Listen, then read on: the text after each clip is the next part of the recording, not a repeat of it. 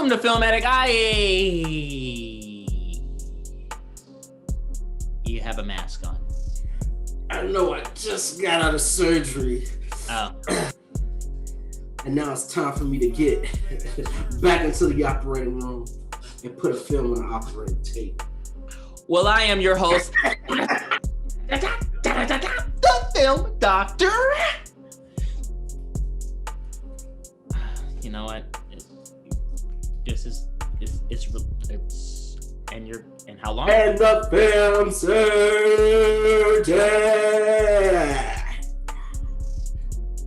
And we are back in the attic on the operating table today. We have a hot TV show to dissect. Oh, okay. Don't take my stuff. Have a hot TV show to dissect today. WandaVision, and it's heating up. Disney Plus. We gotta tell y'all again. Y'all know what to do. Gonna hit us with that sponsorship. But let's jump right into our film review. I asked you beforehand what you thought about it, and you said, "Oh yeah, it's good." And you disagree? I don't think it was as good as the other ones. My God! I think that they're taking too much time with like one little thing. Oh, we're gonna show them one thing, and they'll turn that one little small thing that they want to tell us about, and they'll turn it into that whole episode. And it's just not a lot given. And it's not to say it's bad. It's just it wasn't like the other ones. And found out so much in this episode. So that's what I was gonna get at, is that maybe there's things I don't understand. Like, okay, Agatha, and this is a spoiler, so if you're watching this, you might want to turn it off, because on the operating table we are throwing out a couple of spoilers here and there. Yeah. Agatha, like, is that supposed to be an actual villain? Is there more to it? She's Agatha Harkness, who is a witch, who is a villain. So she's the villain of this show, which we finally freaking found out. That's the actual, like, she's an actual villain in the Marvel world? Yes. So why didn't people put that together when they saw that her name was Agatha? There were a bunch of people that were spouting it off as a theory nobody knew, and they just confirmed it for us. We also got something cool that happened. This is totally spoiler chart, people. So if you stay here for this far, this is your fault, not ours. They also showed us Monica Rambeau finally has her powers. Monica who? The dorky scientist chick? Yeah, she's not a scientist. She's a sword operative, and she actually is a superhero in the comics. She has her powers now. What's her powers? Her powers are she can absorb energy, and she can travel through different rays of light in the spectrum. So when you saw her, this is totally spoiler talk again. If you are still here. Hold on, is Monica the black agent? Yeah, the black chick. She got her powers. Monica. I thought Monica was the white dorky chick. No, Monica is the black chick. She got her powers. Oh, I really like that actress, by the way. Yeah, she got her powers finally, which is cool. And when you saw her in the episode when her body was expanding, that's a part of her powers, being able to go through different phases of light and energy and matter. So Monica Rambeau finally got her powers, which is super cool. Because she is. And people before this, they all knew that she was a to-be superhero. Yeah, she was the leader of the Avengers at one point. No. Yes. I'm a huge Marvel fan. Is this all coming from the comics? Because This is coming from the comics. This is why, because I didn't follow the comics. I don't have time to read. So this is why that's why this episode is crazy. It's a super big. If you're not informed by the comics, I can see where your point is coming from. But if you are, this is a super big deal because we got. But that's the thing. That's the thing with Filmatic, is that we are supposed to review film, and so will somebody? I ain't getting no review. I'm just saying. But we're reviewing it from a film perspective. Is it a good thing to watch? And I think that would apply if you've read the comics and have that history. But I don't think somebody that's knowledgeable would see it as being entertaining or enjoyable. They'd just be like, "Oh, Agatha, blah blah blah." Like, I didn't read comic book number 357 to know that blah blah whatever it is, and so I don't think it would be enjoyable. There was nothing that stood out. But when you bring all this stuff up and you put this to into light, then I think I would enjoy it more. If I knew that going in, I'd be like, oh shit, God, like that's a huge spoiler, blah blah blah. My mind is blown. But that wasn't the case. And so from a perspective on was it good, to me, not as good as the other ones. Yeah. And even with, some of these things that you're telling me, yeah, that spices it up a little bit. Maybe that changes my rating, but still, I mean, honestly, those last couple were a lot better than this. Whether you know those things, I know what you're telling me, I still put those last episodes above this one. So here's my review as the film surgeon. I don't think this episode is bad as an episode in and of itself. I think what I will say is, and there's some things that I came in here, some of the CGI in here, I'm surprised that Disney did some of it. Meaning that it was good or bad? Some of it was bad. Like her eyes glowing, you could that was like they didn't. I don't think they did that properly. Monica Rambeau's I thought the CGI was a lot better when they were flying in the living room on episodes. Again, we're not judging it by the worst episodes of this series. We're not.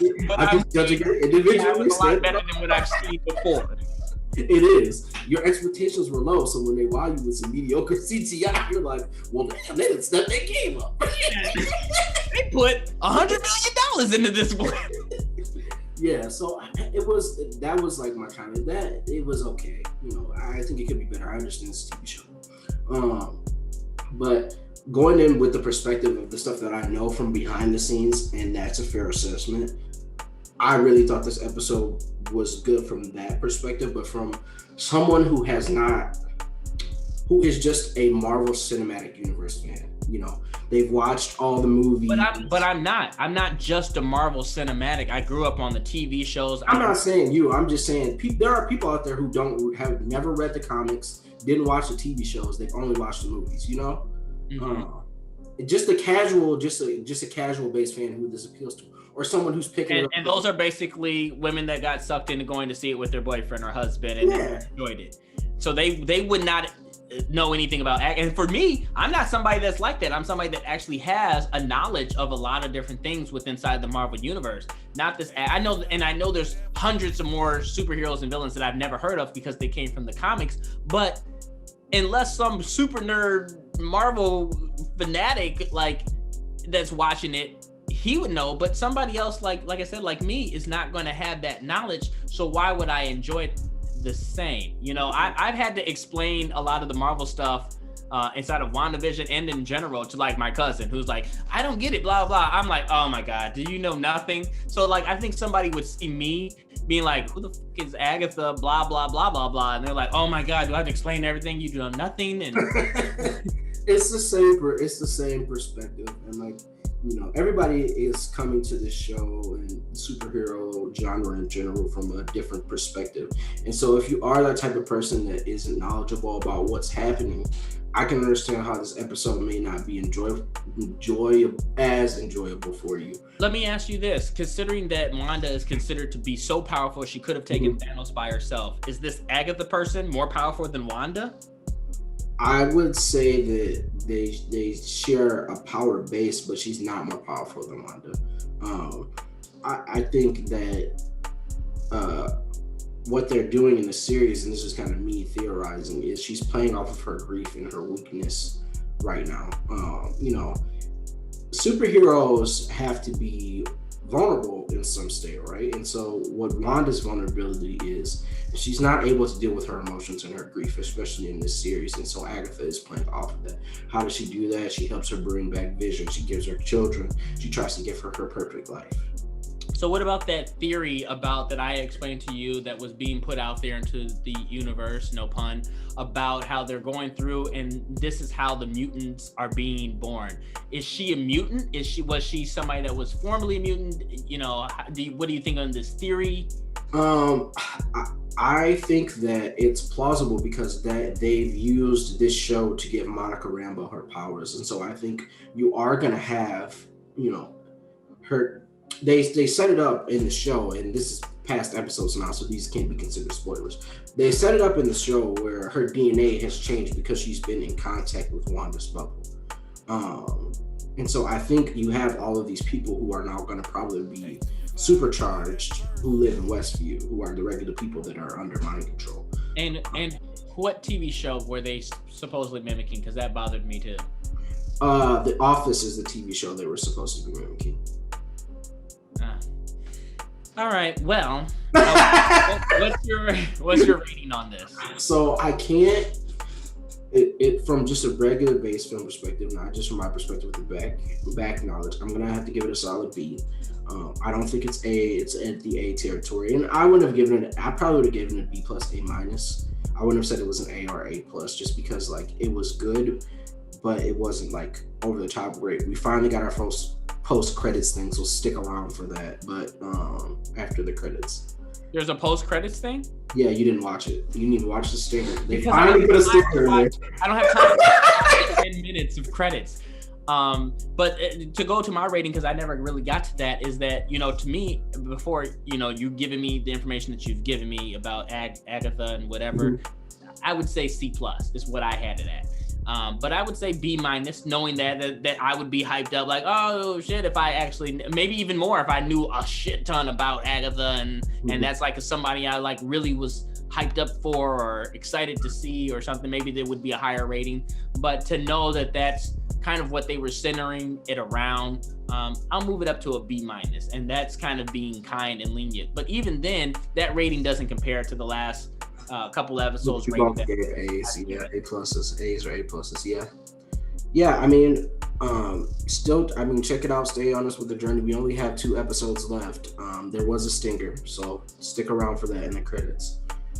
There's a reason to let the credits roll for this one.